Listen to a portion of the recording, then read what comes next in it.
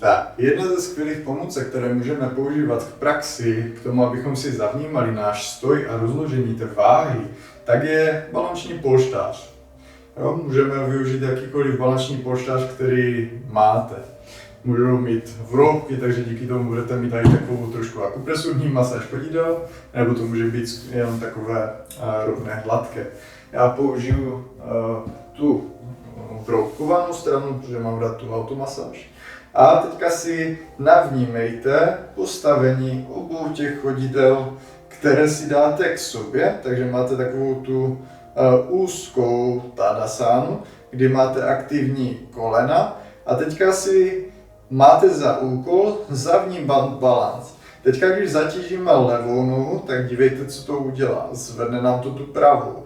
Když zatížíme tu pravou, tak nám to nadzvedne levou a většinou nám to aj stačí ten bok. Takže my máme za úkol najít tu rovnovážnou pozici, kdy nejdeme ani ze strany na stranu, ani ze špiček na paty. Jo? Mnoho lidí má tendenci se takhle ukotvit prstama, kdy stlačíme ten polštář tak, že se dotkneme úplně země.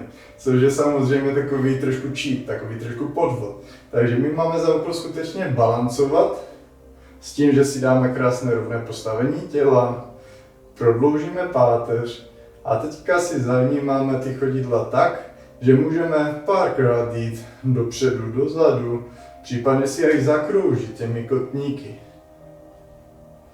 A kde vytváříme takový kruh. A na druhou stranu. Jo, zavnímat si celý ten rozsah a potom ho ukotvit právě na tom středu, kdy jenom balancujeme. Nemáme úplně stisknuté prsty, prsty jsou zase jenom položené a jenom necháváme balancovat. To stejné můžeme aplikovat potom jenom na jednu nohu. Takže když si dáme ten polštář, postavíme se, tak zatížíme postupně to naše chodidlo, tak ať máme to chodidlo přímo uprostřed toho polštáře, jako by nás ten polštář chtěl obejmout. A teďka si přejdeme na zadní špičku, jako bychom mu chtěli těžiště pomaličku dát právě na tu jednu nohu a zvedáme. Opět se snažíme srovnat celé tělo, aktivovat svalstvo stehen a teďka klidně můžete zase kroužit. A je to trošku náročnější než na těch dvou nohách. Můžete rotovat opět z obou stran. No, tam už to musíte hold balancovat. A pak zase ze špiček na paty. Opatrně. Je dobré, když to budete dělat takhle u stěny jak já, protože se můžete opřít a najednou máte další opěrný bod, takže vám to bude daleko snáz. Jo? A postupně se dopracovat tak, že se krásně srovnáte, máte aktivní klenbu, aktivní celou nohu, aktivní celé tělo. To stejné samozřejmě na druhou nohu. Stejně dlouho, jak cvičíte jednu nohu, jednu stranu, tak byste měli i tu druhou. Většina lidí má tendenci, že jedna noha je silnější nebo i protaženější, takže my, když se věnujeme silovému tréninku nebo stretchingu, tak vždycky máme tendenci se věnovat jenom té noze nebo té straně celkově, která nám jde. Ovšem věnovat se bychom měli právě té straně, která nám nejde. Protože takhle se jakoby kompenzují ty rozdíly mezi levou a pravou stranou. Posilují se vlastně ty slabší svalstva, protahují se zkrácenější svaly. Takže zkuste zachovat aspoň stejnou proporci levé a pravé strany, případně se zaměřte víc právě na tu slabší, na tu zkrácenější stranu, která potřebuje víc péče.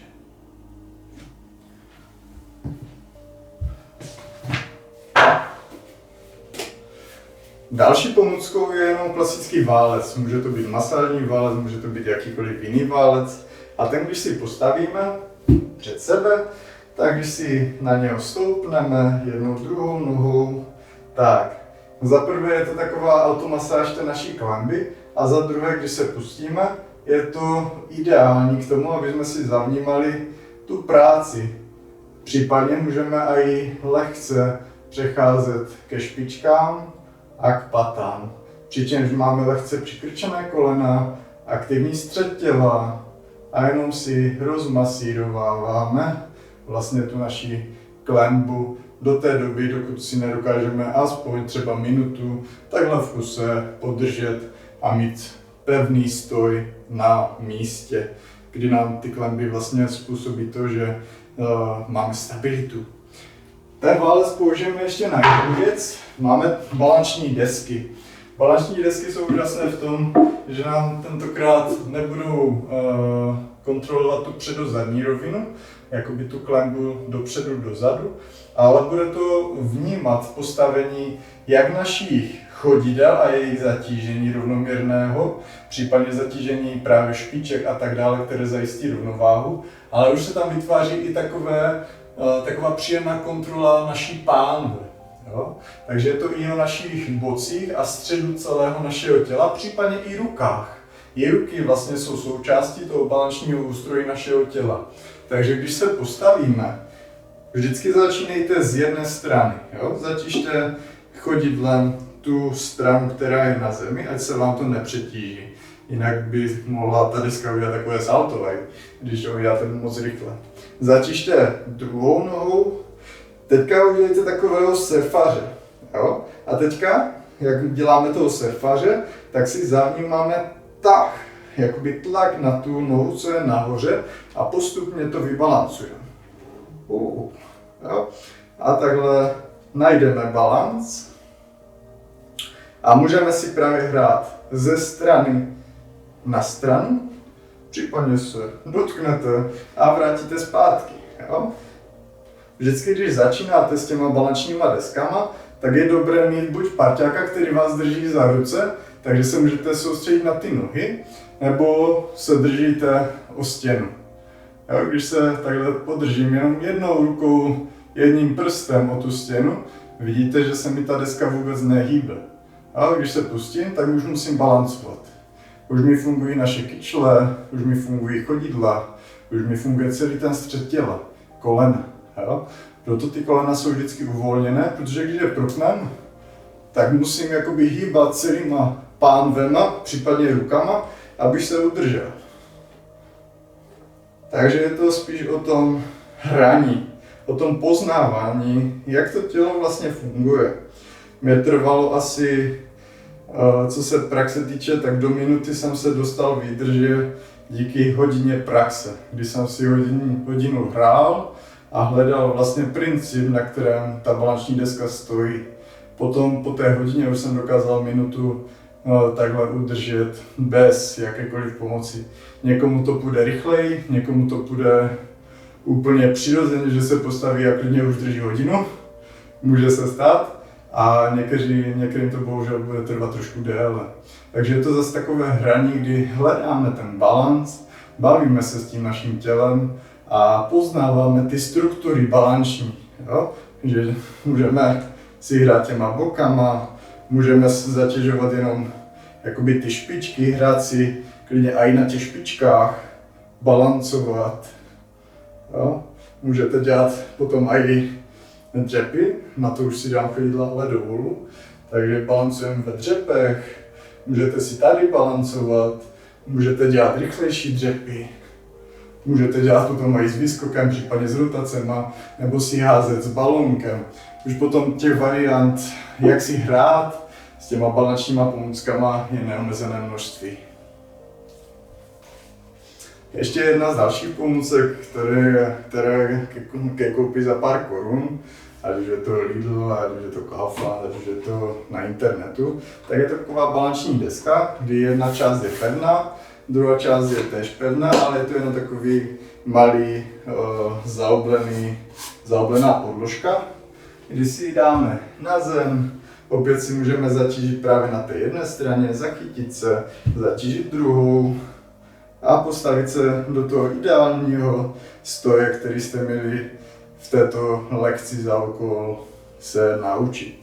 Takže vnímáte rovnoměrné zatížení, kdy nejdou paty směrem k zemi, to vám položí tu desku dolů.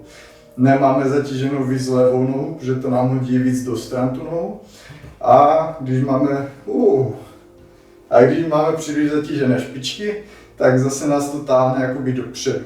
Takže naším cílem, naším úkolem je vytvořit tu neutrálu, kdy máme opět přikrčená kolena, stabilizovanou pánev, srovnané záda, rozšířený hrudník a hlavu pěkně zpříjmenou. A pak už si můžeme hrát, pak už zase můžeme kroužit a tím jakoby zase vnímat víc tu stabilizaci toho těla na druhou stranu. Jo? Nebo jen kroužit vlastně v plném rozsahu, kdy vnímám ten okraj a je to zase takový trénink, jakoby vytvářel takovou kružnici na té zemi. Jo?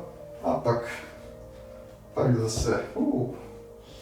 zase pěkně srovnám. Chtěl jsem ukázat tu pozici ještě z boku. Cílem je zkrátka mít rovné postavení toho těla, než že budeme chodit nějak do židličky a tady nějak zkoušet jakoby to balanční cvičení, ale spíš je to o tom zavnímat si, když stojíme rovně, tak jestli nezatěžujeme levou, pravou stranu, jestli máme rovnoměrné rozložení toho našeho těžiště, té váhy našeho těla, tak jak má být. A to je, si myslím, co se těch balančních pomůcek, to je takový základ. Myslím, že je dobrý, že?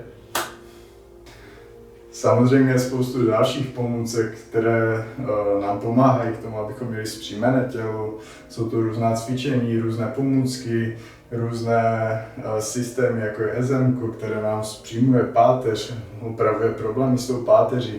Ale je důležité pro ně se naučit stát rovně. Jo? A myslím, že v tomhle videu jsme se to naučili, řekli jsme si v základu, jak na to. A pak už můžete studovat více do hloubky, víc poznávat to své tělo skrz vlastní praxi a získat to postavení skrz to vlastní úsilí, kdy vytváříme obnovení té vitality skrz oproštění se od těch vnějších tlaků a vytváření prostoru v tom našem těle, které nám udává takovou volnost, klid a pohodu. Přeju krásný den.